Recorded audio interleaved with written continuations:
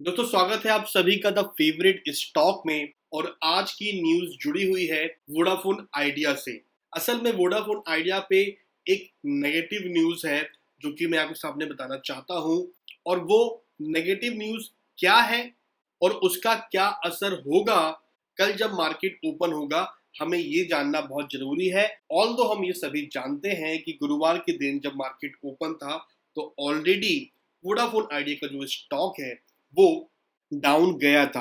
अभी दोस्तों हमें इस चीज का कंफर्मेशन लेना है, क्या सच में और भी इम्पैक्ट देखने के लिए मिल सकता है या फिर आने वाले दिनों में हमें तेजी बनती हुई नजर आएगी। दोस्तों वीडियो की शुरुआत से पहले मैं आप सभी से कहना चाहता हूं कि अगर अभी तक आपने मेरे कोर्स को ज्वाइन नहीं किया है जो कि स्टॉक मार्केट के ऊपर है, जहां पर आपको बेसिक से लेकर सिखाया जाएगा। सबसे पहले आपको छोटी छोटी चीजें बताई जाएंगी, उसके बाद किस तरीके से आप पूरे स्टॉक मार्केट से स्कैनिंग कैसे कर सकते हैं, कैसे वो चुनिंदा स्टॉक को स्कैन करके बाहर निकाल सकते हैं वो सिखाया जाएगा। उसके बाद उनका टेक्निकल एनालिसिस करना सिखाया जाएगा ताकि आप उनको और रिफाइंड कर पाए।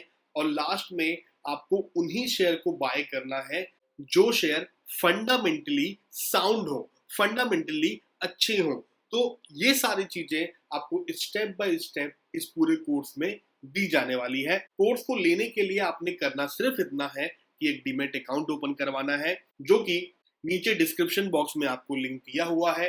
दो लिंक दिए होंगे, जीरोधा और एंजल ब्रोकिंग का। जीरोधा हम सभी जानते हैं नंबर 1 ब्रोकर है इंडिया में, आप वहां से भी अकाउंट ओपन करवा सकते हैं या फिर आप एंजल ब्रोकिंग से भी अकाउंट ओपन करवा सकते हैं, जो कि बहुत सारी एनालिसिस आपको करके देता है और काफी अच्छा प्लेटफॉर्म है एंजल ब्रोकिंग भी।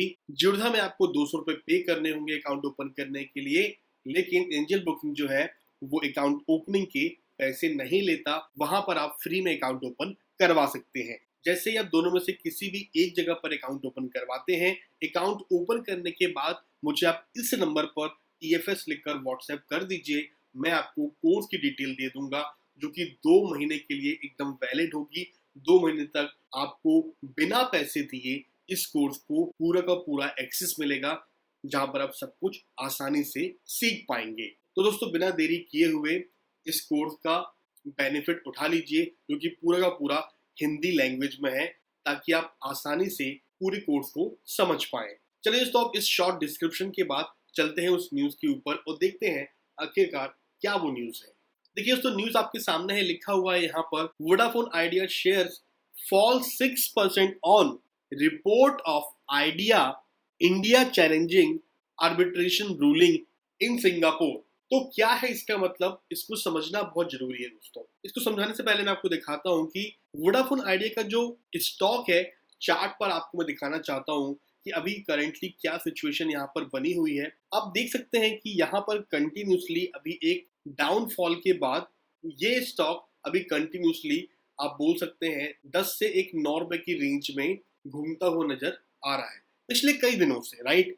और जब ये खबर निकल कर आई उसके बाद जो है हमको देखने में मिला कि इसने यहाँ पर लास्ट कैंडल जो है वो रेड बनी, यहाँ पर एक डाउनफॉल आया। अभी इसके पीछे का रीजन यहाँ पर इस न्यूज पर छुपा हुआ। अभी इस चीज का रीजन जो है यहाँ पर इस न्यूज में, असल में दोस्तों वोडाफोन आइडिया के ऊपर वैसे ही एक बहुत बड़ा डेब्ट है, बहुत बहुत सारा पैसा इनको गवर्नमेंट को ऑलरेडी देना है।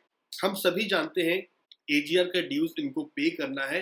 हालांकि सरकार ने इनकी बहुत मदद करी है, इनको एक लंबा टाइम दिया है इस पैसे को पे करने के लिए, बट अभी एक नई मुसीबत इनके ऊपर ये आ चुकी है कि इनको तकरीबन 22,100 करोड़ रुपए एज अ टैक्स भरने के लिए बोला गया है। अभी इतनी बड़ी अमाउंट को इस टाइम पर इनके लिए देना इट इज ऑलमोस्ट इम्पॉसिबल। और दोस्तों कहीं ना कहीं वोडाफोन आइडिया इस चीज को समझता है और इसीलिए उसने जो है इस चीज के खिलाफ अर्जी भी दी थी कि नहीं इतना पैसा बिल्कुल भी नहीं बनता है, आप इसको रीचेक कीजिए। तो दोस्तों यहाँ पर मैं आपको बता दूं एक कमेटी बिठाई गई थी जहां पर इस चीज के ऊपर पूरा डिस्कशन हुआ और लास्ट में ये निकल कर आया कि हाँ आपने उतने पैसे देने हैं।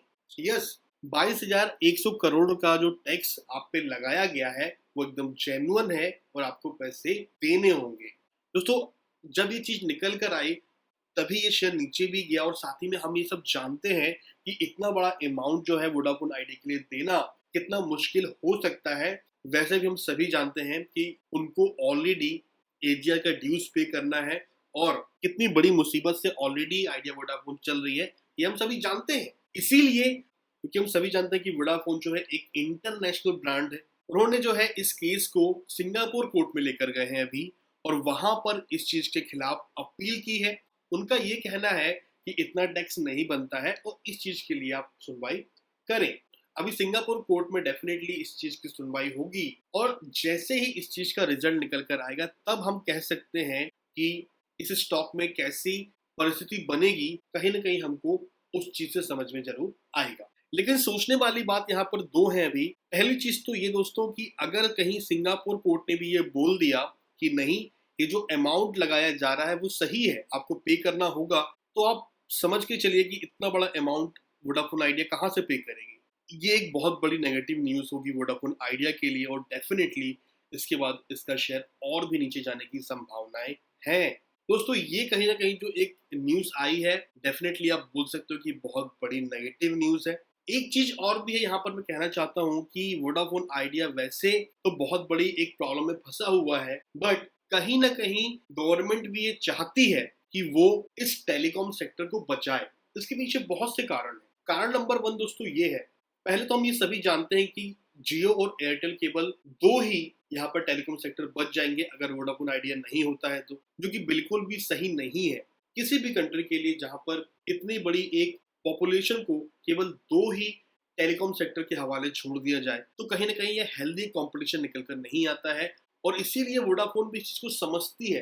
हालांकि बीएसएनएल भी है, बट आप ये सभी जानते हैं कि बीएसएनएल अभी बहुत पीछे रह गया है, और गवर्नमेंट भी दोस्तों इस चीज को बहुत अच्छे से समझती है, और वो भी आइडिया वोडाफोन को कहीं ना कहीं बचाना चाहती है। इसीलिए उन्होंने जो है 10 साल का लंबा टाइम दिया एजिया ड्यूज को पे करने के लिए। दोस्तों ये एक बहुत बड़ी पॉजिटिव न्यूज जरूर है।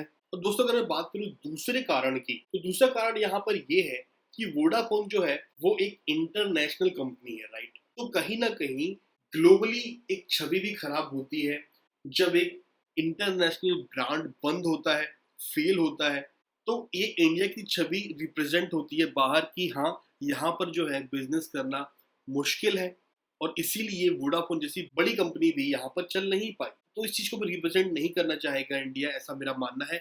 आप क्या सोचते हैं इसके बारे में मुझे जरूर बताइएगा।